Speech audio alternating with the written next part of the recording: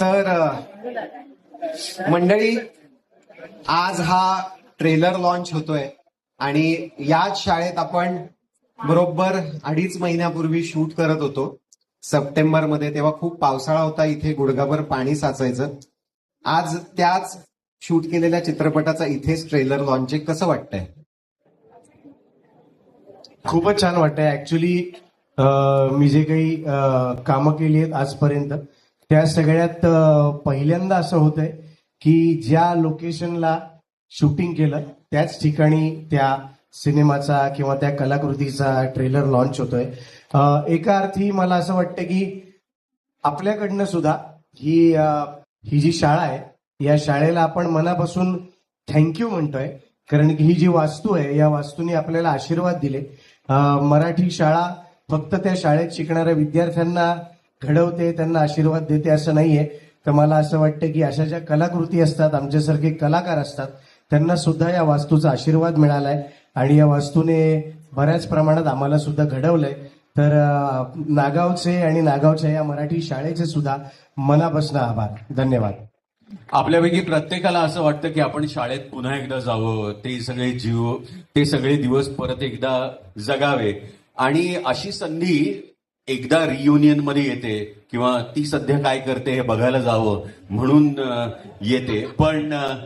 पण आमच्या दृष्टीने मला आता कलाकार म्हणून इतकं छान वाटतंय की पुन्हा एकदा आम्हाला हेमंत ढोमे आणि क्षितीमुळे पुन्हा शाळेत यायला मिळालं आणि ही सगळी मजा करता आली. अभिनय का होईना, अहो त्याच्यामध्ये काहीतरी खरेपणा असतोच ना, म्हणजे तो जगल्यासारखं वाटतं. आणि ती संधी आम्हाला क्षिती आणि हेमंती दिली आणि क्रांतिज्योती विद्यालय साकार झाला. नागावच्या शाळेचे खरं आपण जितके आभार मानावे तितके थोडे आहेत. कारण ह्या शाळेमध्ये काहीतरी असं आहे की जिथं पुन्हा पुन्हा यावंसं वाटतं, आणि तीच खरं तर शाळेची महती आहे. इथे आता शाळेच्या ट्रस्टचे एम.एन. पाटील सर आहेत, पिंपळे सर आहेत. या दोघांचेही प्रचंड आभार. मॅडम आहेत, इथे सगळे शिक्षक आहेत. या सगळ्यांचेही प्रचंड आभार की त्यांनी आपल्याला एवढा पाठिंबा दिला. आणि आजही हा इव्हेंट घडताना शाळेचा स्पोर्ट्स डे बाहेर चालू आहे आणि आपल्याला इथे हे जागाही मिळाली आहे. सो थँक्यू, शाळेचे पुन्हा एकदा आभार. सिद्धार्थ, आम्हाला ऍक्टिंग करताना सिनेमा संपला की परत जेव्हा त्या सेटवर जातो तेव्हा तेवढं नॉस्टॅल्जिक असं होत नाही.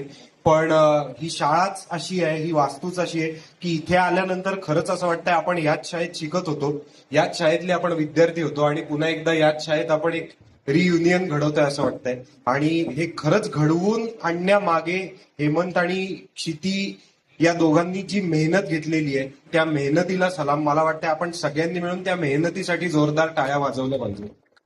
थँक्यू. आणि आमचा पेपर लिहिला होता हेमंत सरांनी, पण कोणी कॉपी करत नाहीये याचं सुपरविजन क्षिती मॅडमकडे होतं. तर मला वाटतंय क्षिती मॅडम. नाही, एक तर खूप खूप आभार. एवढी सुंदर शाळा आम्हाला तुम्ही शूट करायला दिली. आणि तेव्हा तर खूप पाऊस होता, आम्ही खूप माणसं होतो, तरी या शाळेत आम्हाला शूट करता आलं. आज मी नागावला येताना पहिली गोष्ट लक्षात आली, असं वेदरच पाहिलं नाही आम्ही. कारण आम्ही जेव्हा शूट करत होतो तेव्हा पावसाळा होता आणि इथे ऊन कसं असतं हेच आम्हाला कळलं नव्हतं, एवढा पाऊस होता तेव्हा. तरीही सगळ्या कलाकारांचे आभार, कारण कितीही वाजता उठून त्यांना शूटिंगला नेलेलं आहे, 3-4, तरीही ते आले आणि इतकं छान शूट केलं. प्राजक्ता, तुझं विशेष कौतुक, कारण तुझा पहिला मराठी सिनेमा आहे. कादंबरी आणि पुष्कराज यांच्याबरोबर आम्ही पहिल्यांदा काम करतोय, सो त्यांचे आभार. आणि सचिन सरांबद्दल कायच म्हणणार, म्हणजे आमचं स्वप्न होतं त्यांच्याबरोबर कधीतरी काम करायला मिळावं आणि या निमित्ताने ते खरंच आमचे सर झाले.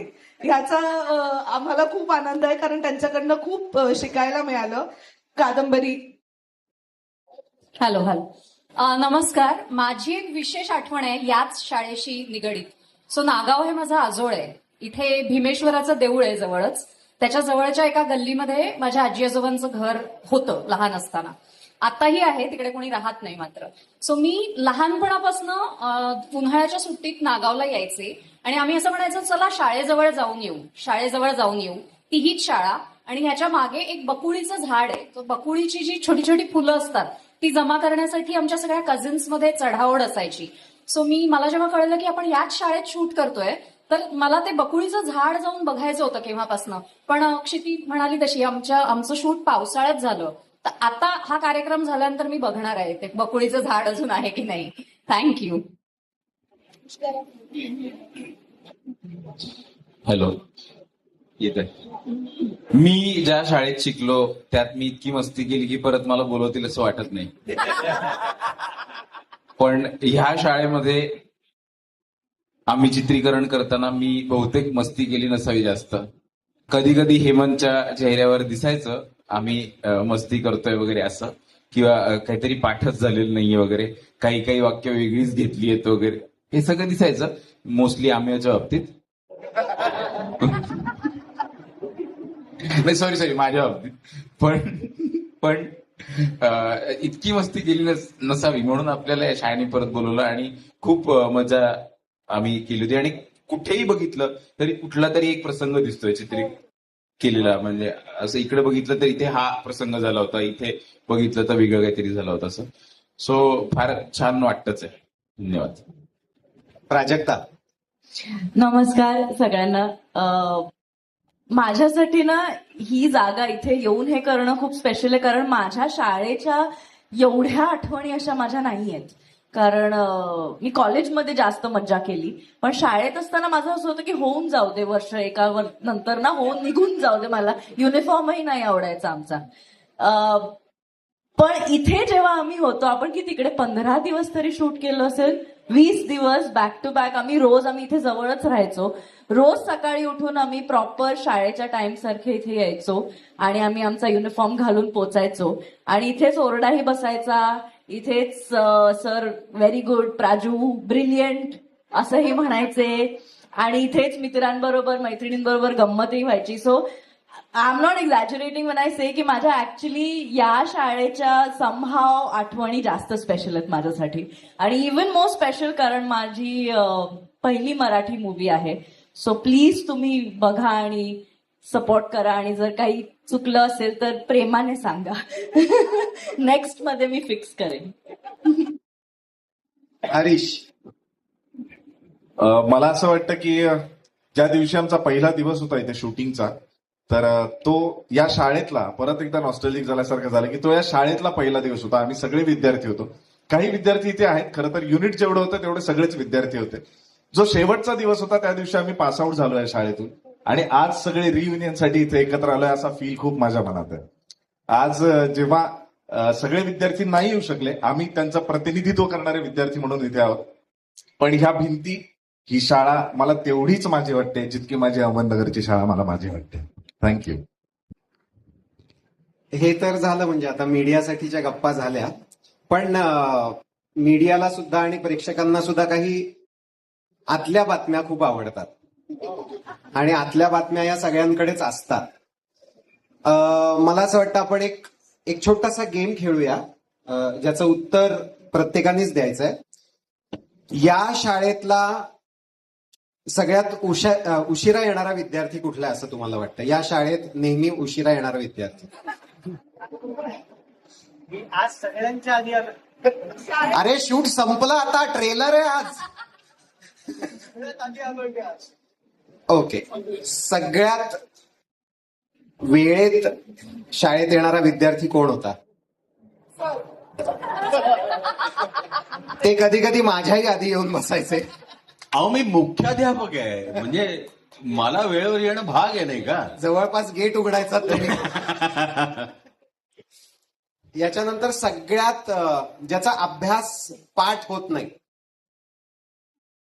म्हणजे अभ्यास केला तरी सुद्धा उत्तर पाठ होत नाही तोंडी परीक्षेला, असा विद्यार्थी तुमच्यापैकी कोण आहे असं तुम्हाला वाटतंय की पाठच होत नाही सीन आला तरी?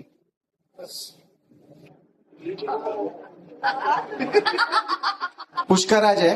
पुष्कराजचं काय झालंय? पुष्कराज त्याचा अभ्यास चांगला आहे, उत्तरच वेगळं असायचं. त्याचा जे प्रॉब्लेम शिकवलंय ते उत्तर नसायचं. आज इतिहास आहे तर तो भूगोलाची उत्तरं द्यायचा. हो. म्हणजे आता काहीच वेळात आपण ट्रेलरही बघणार आहोत, तर तुमच्या लक्षात येईल की अखंड बडबड करणे आणि कट पॉइंट ज्याला आपण म्हणतो की हा प्रसंग इथे संपलेला आहे, हा कट पॉइंट न देण्यात पटाईत असलेली काही माणसं म्हणजे अमेय वाघ, पुष्कराज चिरपुटकर, हे दोनच आहेत. म्हणजे मला असं वाटतं बाकी सगळे आम्ही एक सिरियल केली होती ना त्याच्यामुळे. कधी कॅमेरा यायचा. या शाळेमधला सगळ्यात ज्याला आपण चिडका बिब्बा म्हणतो असा विद्यार्थी कोण होता? चिडका बिब्बा विद्यार्थी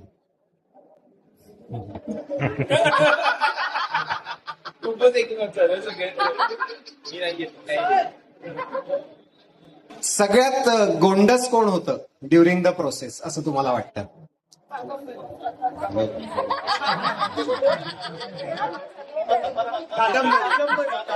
कादंबरी. कादंबरी आणि माझी एक फार कमाल आठवण आहे. अलिबाग हे कनेक्शन आहे त्याच्या मागे. क्षणभर विश्रांती नावाचा एक चित्रपट आम्ही 2008 साली अलिबागमध्ये शूट केला होता आणि तेव्हा मी आणि कादंबरी त्या चित्रपटात हिरोईन होतो.